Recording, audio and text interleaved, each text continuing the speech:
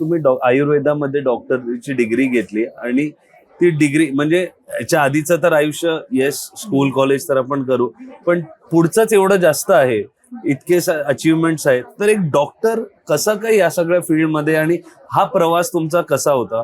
का डॉक्टर व्हायच्या आधीचा प्रवास जर आपल्याला घ्यायचा असेल, पूर्ण चॉईस तुमचा आहे. तुम्ही MC कोच आहात, तर काय बोलायचं कसं बोलायचं हे तुम्हाला सांगायची गरज नाहीये. 4 गोष्टी आम्हीच शिकूया या पॉडकास्ट मध्ये. तर प्लीज कसा होता तुमचा हा प्रवास? मी छोटीशी स्टोरी पासून सुरुवात करते की MC कसं काय मी करायला सुरुवात केली. माझं MD ला ऍडमिशन झालं होतं. ऍक्च्युली जनरली जे अँकर असतात ना ते लहानपणापासून त्यांनी लहानपणी अॅन्युअल फंक्शनला अँकरिंग केलेलं असतं. मी जवाहर नवोदय विद्यालय साताऱ्याला होते. यू मस्ट हॅव हर्ड, तुम्ही ऐकलं असेल JNV नवोदय. मी नवोदयमध्ये होते आणि MC तिथे करायचे, कॉलेजमध्ये करायचे आणि मला माहितीच नव्हतं की MC चे पैसे मिळतात. मला माहितीच नव्हतं की अँकरिंगचे पैसे मिळतात. हे मला कित्येक वर्ष माहिती नव्हतं. जनरली तेव्हाच्या काळात हे माहितीच नसायचं. मी 12-15 वर्षापूर्वीची गोष्ट. माझं MD ला ऍडमिशन झालं होतं आणि आमच्या कॉलेजमध्ये इंटरनॅशनल कॉन्फरन्स होणार होती आणि त्या इंटरनॅशनल कॉन्फरन्सला त्यांना एक अँकर हवी होती ज्यांना मराठी, हिंदी, इंग्लिश आणि संस्कृत बोलतायत आणि मी या 4ही लँग्वेजमध्ये वेलवर्स्ड आहे, त्यामुळे मला सिलेक्शन झालं. ऑल्सो संस्कृत पण बोलतो मी. MD आयुर्वेद आहे ना, आमच्या आयुर्वेदामध्ये संस्कृत मस्ट आहे.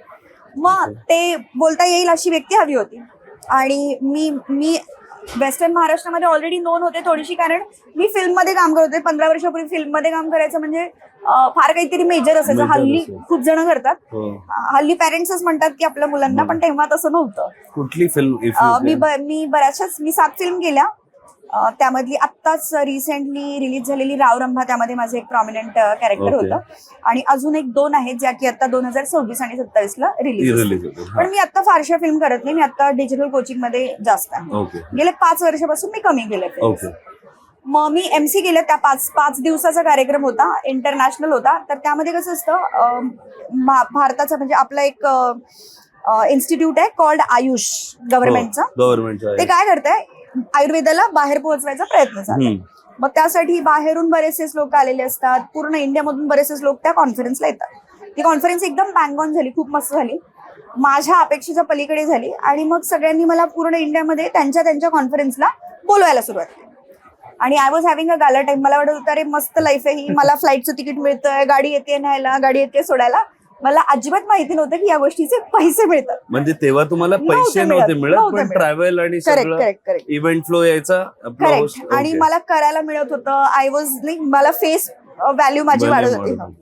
आणि कम्प्लीट झाल्यानंतर माझं MD, आता हे 15 वर्षापूर्वीची गोष्ट सांगितली, आता माझं MD कम्प्लीट झालं 12 वर्षापूर्वी. तेव्हा साताऱ्यामध्ये ना, मी साताऱ्याची आहे, बॉर्न ब्रॉट अप साताऱ्यामध्ये आणि मॅरिड इनटू सातारा. मग साताऱ्यामध्ये ना तेव्हा 12 वर्षापूर्वी इव्हेंट प्लॅनर कॉन्सेप्ट फार नवीन होती. मग तेव्हा एक इव्हेंट प्लॅनर माझं MD झालं होतं आणि मी नुकतीच प्रॅक्टिस करायला सुरुवात केली होती. एक इव्हेंट प्लॅनर आले आणि म्हणाले की ताई, मला एक ना पुण्याहून माझा 9 दिवसाचा दांडियाचा प्रोग्राम आहे आणि पुण्याहून एक अँकर येणार. आमच्याकडे ना पुण्याहून अँकर येतात जनरली.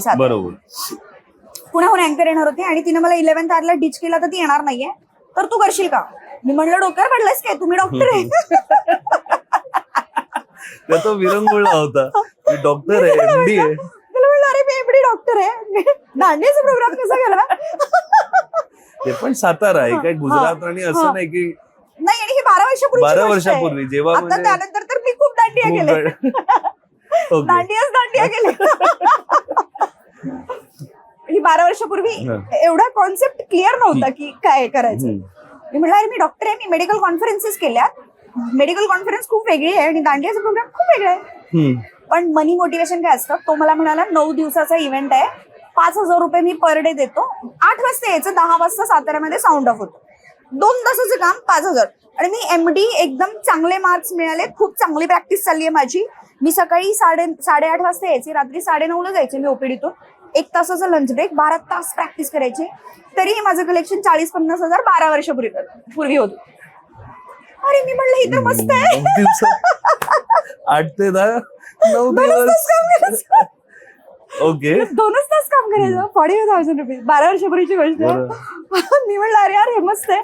मी त्याला म्हणलं मला माहिती नाही दांडिया कसं होस्ट करतात. तो त्याला माझ्यावर जास्त कॉन्फिडन्स, तू करशील. त्यांनी 2-4 मला व्हिडिओज पाठवले आणि सांगितलं की हे बघून ये, आणि तसं करायचं आपल्याला. मग मी कार ड्राईव्ह करत करत ते व्हिडिओ बघितले. बिलीव्ह मी शांतनू, मी इतके मेडिकल कॉन्फरन्सेस केले पण मला हा एक्सपिरियन्स नाही आला. मी जेव्हा स्टेजवर गेले 6-7 हजार लोकांचा क्राऊड समोर, माझ्या अंगावर अजूनही काटा येतोय. 12 वर्षापूर्वीची पहिला शो आहे माझा तो, जो मी पहिल्यांदा पेड इव्हेंट केला होता. 6-7 हजार लोकांचा क्राऊड समोर, आणि मी विसरून गेले की मी डॉक्टर आहे, मी एक प्रतिष्ठित नामवंत डॉक्टर आहे साताऱ्यामध्ये. मी ऍब्सोल्युटली विसरून गेले. 2 तास अशी लोक नाचत होते, गात होते, मस्ती करत होते. मला ऍक्च्युली असं वाटलं की this was something was missing in my life. हे होतं जे की मी इतके वर्ष जे प्रयत्न करते की काहीतरी आहे जे की आपल्याला सारखं वाटत राहतं ना की काहीतरी कमी पडतंय यार, मी प्रयत्न करते काहीतरी कमी पडतंय. दिस वॉज समथिंग. मला असं वाटलं की मला एक्स्ट्रा ऑक्सिजन मिळालाय. मला असं वाटलं एक्झॅक्टली हाच मोमेंट वाटत असेल जेव्हा पक्षी पिंजऱ्यातून निघून जातो तेव्हा त्याला काय वाटतं, किंवा टॉक्सिक रिलेशनशिप मधून कोणीतरी बाहेर येतं तेव्हा त्याला काय वाटत असेल, जेलमधून निघाल्यानंतर कसं वाटत असेल. एकदम I was free, still I felt that freedom. Exactly freedom here, जे की मी माझ्या माइंड मध्ये ठेवलं होतं की मी डॉक्टर आहे आणि मी कसं काय एमसी करू शकतो. आणि आता माझे 1200 पेक्षा जास्त स्टुडंट्स पासआउट झाले. खूप सारे डॉक्टर्स आहेत, त्यामध्ये सीए आहेत, त्यामध्ये इंजिनियर्स भरलेले आहेत. इंजिनियर्स मॅक्सिमम इंजिनियर्स सगळीकडे, MBA मॅक्सिमम स्टुडंट्स आहेत. लोक स्टार्ट करतात ॲज अ पॅशन, आणि माझ्याकडे कितीतरी टेस्टिमोनियल असे आहेत ज्यांनी सांगितलं की आता आम्ही आमचा जॉब सोडलाय आणि आता मी फुल टाइम अँकरिंग. आणि ही अजिबात वाटलं नव्हतं कधी की मी अँकरिंग शिकवेन कधी. तिथेपर्यंत तर आपण पुढे येऊया. आता तर पहिलाच इव्हेंट, पहिलाच इव्हेंट, आणि तो 2 तासाचा इव्हेंट एकदम छान झाला.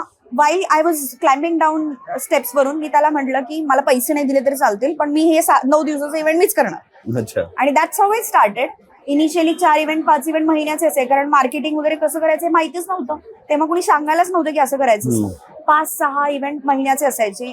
43 is the highest amount of event in a month मी केले. सकाळी दुपारी संध्याकाळी 30 दिवसात तुम्ही 43 इव्हेंट. अच्छा. मग मला अशी वेळ आली की मला माझी प्रॅक्टिस पूर्णपणे बंद करावी लागली. अच्छा, म्हणजे त्यानंतर प्रॅक्टिस पण बंद केली ठेवून तुम्ही म्हणजे विथ प्रॅक्टिस आधी करत होते. आधी मी इनिशियली विथ प्रॅक्टिस करत होते, नंतर लेटर ऑन मला वेळच अशी आली की मला प्रॅक्टिस बंद करावी लागली. आणि मग नवरा माझा आर्मी ऑफिसर आहे, त्यामुळे आमची पोस्टिंग होत राहते. मग ती पोस्टिंग होणार असते त्याच्या 6 महिने आधी आम्हाला इंटिमेशन येतं की आता पोस्टिंग होणार आहे. मग आम्ही मार्केटिंग, माझ्याकडे मार्केटिंगची प्रॉपर टीम आहे आता, सेल्स मार्केटिंग माझ्याकडे आता स्टाफ आहे त्याचा.